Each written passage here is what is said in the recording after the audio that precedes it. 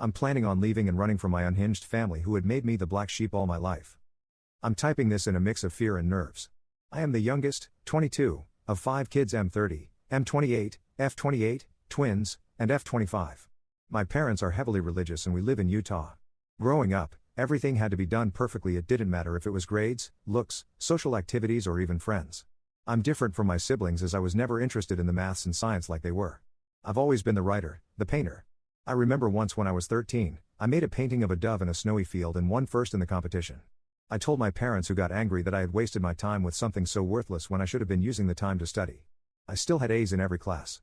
My mother won't even say more than a few words to me. She's always seems like she hates me and I don't understand.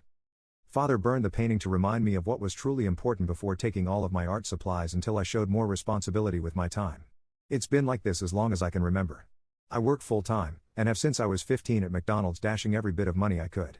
Father took half my checks as tithing to help teach me what being an adult was like. I applied to several colleges but was told by my parents that they would not be helping me with tuition as they did for my siblings because they thought sending me to college would just be a waste of money. So I got angry. I am so tired of being the black sheep just because I like the arts more than maths and science. And then, I heard them talking when I got up in the middle of the night about the perfect man they'd found who was willing to take me in. Through our church. I am terrified, and so I'm leaving. I've got some money saved up, a good amount, and I'm leaving the country. I found a job that lets me work remote doing freelance design work, and I've had my passport since I was a kid because of our family vacations overseas. I'm taking nothing other than a change of clothes, my laptop and important documents I took out of my father's office. I booked a flight that leaves in 5 hours and I'm never coming back. I'm not even going to take my phone since I'd need to get a new number anyway. My best friend, God bless her, had been the one booking things and getting everything ready since I couldn't tip off my parents. She's also smuggled some of my more important things I can't take to hold on to for me. She's parking down the street and I'll leave with my smallest suitcase to meet her. I don't know how they'll take this. I'm terrified they'll find a way to drag me back, or track me down. They went to bed over an hour ago, but I'm too anxious to sleep. I don't know if I'll have any updates, but I just hope they don't stop me. Update 1. Wow, so much has been happening lately that it's kept my head on a swivel constantly. I'll start with the good part of the update before moving on to the less happy bits. So, I was advised to remove the location destination from my post, so all I will say is that I'm in South Africa right now and it's amazing. The food is astonishing, and a poster here messaged me to recommend that I try bunny chow, which is actual authentic curry in a bread bowl. It was phenomenal. I got to chatting with one of the hotel staff. She's about my age and we really hit it off. She went with me to a local shopping center to get some new and better clothes. At least I'm used to wearing dresses, so that doesn't faze me, and they're very lightweight and breathable unlike a lot of US dress fabrics. She also told me to always shake out my shoes every morning just in case. I've started apartment hunting, and it's well within my budget, like super low compared to how sky high it is in the US. It's honestly jaw-dropping. Like $81 for a studio apartment with a loft and kitchenette. So yeah, housing won't be an issue, and it is a bit odd to be house shopping for myself when I've always lived with my parents. Now on to the less pleasant bits. I finally opened the emails, deciding it was best to probably get it over with. My father's email was filled with anger, there is no other way to put it. He said that by taking off irresponsibly like I did cost them the friendship of someone they'd planned on introducing to me. He never admitted that it was the 53-year-old they'd basically sold me to. Father stated that because of the social relations that had been damaged and impacted by my actions, I owe them approximately $85,000 in reparations. He also claims that he will be taking me to court if I don't pay it in full within 30 days and return home, as I obviously cannot be trusted. I plan to ignore that as I believe him to be bluffing. He ended his email/rant with "You belong to me, and I won't tolerate such defiance when we've put a roof over your head and taken care of you for your entire life. You were never the child we expected, it's time you make up for your deficiencies. I expect you home within the next 2 weeks. Yeah. No. My siblings were basically copies of my father's email, admonishing me for throwing the efforts of our parents in their faces before running off like a coward unwilling to face the fallout of my actions. I skimmed them honestly, before just deleting them. It's nothing I didn't expect. However, my sister-in-law, she's married to my eldest brother, sent her own email before asking me not to reply as she would be deleting every sign she sent it from her end. She congratulated me on stepping out on my own and getting away from my parents and their demands. She said that she herself hadn't been strong-willed enough to stand up to her parents when they basically betrothed her to my brother. Which makes sense as I remember that they met and then married within 6 months, and even then I thought that was a bit strange. She pleaded with me not to return, and not to reply. That was it. It was a bit unnerving honestly, as I do believe her, and I'm sad that she is stuck the way she is. The last email was from my best friend. She said that the morning after I flew out, my parents had been on their doorstep demanding to see me. Apparently they believed I was hiding with her. They refused to leave, screaming for me to stop pretending I wasn't there.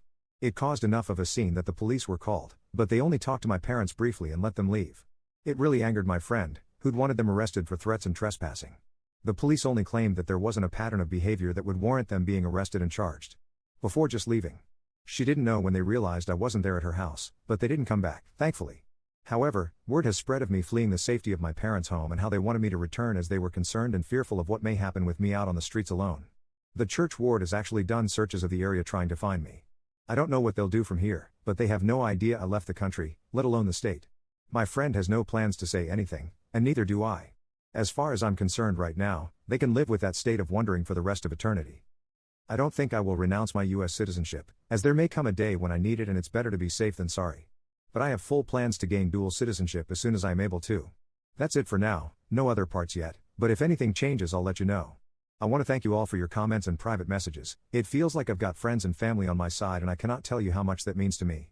Truly, thank you, all of you. Update 2. So much advice and support from everyone, I cannot thank you all enough. I thought with all the comments and questions I thought I'd answer here and explain what's happened since my last post. Ironically, my use of maths instead of just math comes from my mother who is British and met my father in England when they were 22. So I do come by it naturally and my siblings say it that way as well. I thank you for drawing my attention to the TT videos broadcasting my story, though why they changed the name I don't know. I did report them but we'll have to see if they ever pull the videos down or at least edit them. Second is people questioning why I chose South Africa and Johannesburg of all places because of how dangerous it can be. I do understand the risks, but there is nowhere on this planet that is inherently danger-free. Africa is massive and incredibly diverse, finding someone would be very difficult and because those videos got so much attention I have left Johannesburg sadly. I'm very far though obviously still in Africa. The area I'm in now is incredibly safe, and came highly recommended by several people. Settling here will be very comfortable and the people are wonderful. I may even attend the university here and get a degree. I haven't replied to the emails, but I have saved them and printed copies and laminating them just in case. I will not be renouncing my US citizenship, and my passport is good for another 8 years. I don't hate religion, regardless of what it is. In my eyes, a person's relationship with God is incredibly personal. If a person connects with Him via camping, or walks, long drives listening to music, acts of service, that's their choice and it's just as valid in my opinion as sitting in a pew is. Possibly more as they're honest with themselves instead of just putting on a false facade for the public eye. I plan on ignoring any further emails from my family, other than printing them out just in case. They've made several phone calls to my friend who's had fun with them. The first time your father called yelling that I hand you over I pretended to be cowed and gave him your location. It took him to a strip club. He came back screaming at how I had embarrassed him. I just hung up on him honestly. She did that each time they called, giving a different location each time. Her favorite was sending my parents to a nudist retreat. My mother passed out apparently. My friend is looking to move and eventually plans to join me but will jump around a bit so that they don't follow her to me. I did finally read my uncle's email, but it was just a copy of my father's with the added comment that he and his fellow cops would be looking for me to bring me home safe before I got myself in trouble and hurt. I am being watchful, and I know better than to wander into dark alleyways and abandoned places. That's all I've got for now. If anything changes I'll let you all know. It's heartwarming seeing and reading how many people are on my side and in my corner. I've actually begun printing out everyone's messages and comments to put in a binder I can look back on later. Truly, thank you all, I mean it. Update 3. Hello everyone. It's been a while since my last update and a few things have happened that I was told by my friend that I needed to share since everyone was still clearly rooting for me. I have settled in a bit here, and am now enjoying the fun of paperwork. Oh so much paperwork. I have secured an apartment, and while it's 2 bedrooms, one is for my friend when she comes to join me. I've made a few acquaintances here locally and am beginning to stand on my own a bit. My biggest challenge has been dealing with feeling uncomfortable because I don't know all of those unspoken rules the way I did in the US. As such, I'm constantly second-guessing myself but hopefully that will fade with time. So, family. My family has learned I left the state. How they did, I'm not sure. They do, however, seem convinced that I am still in the continental US.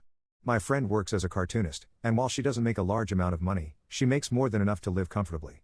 She's getting ready to leave herself and decided to send my parents a farewell gift. She didn't tell me about this until just a little bit ago. She spent a few hours carefully drawing my parents as they visited each location she sent them to, including their reactions, and all scenes were ended with the phrase "Abbott Abbott Abbott, that's all folks."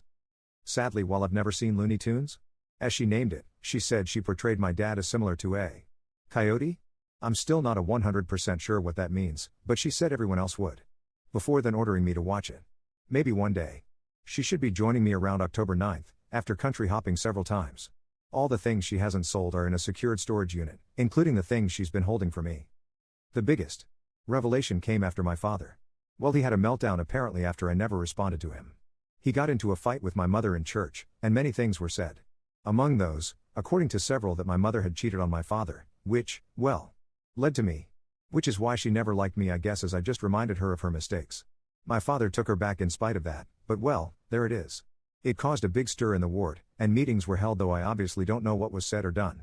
I may never know, honestly. I am trying to move on and am even contemplating getting a tattoo. Part of me really wants to, while another points out that if I change enough and father finds me, he won't want me then. That's all really for now. I'm not sure if I'll have anything else to share, but if anything happens I'll let you all know. Thank you for all the messages and comments, I do read them all.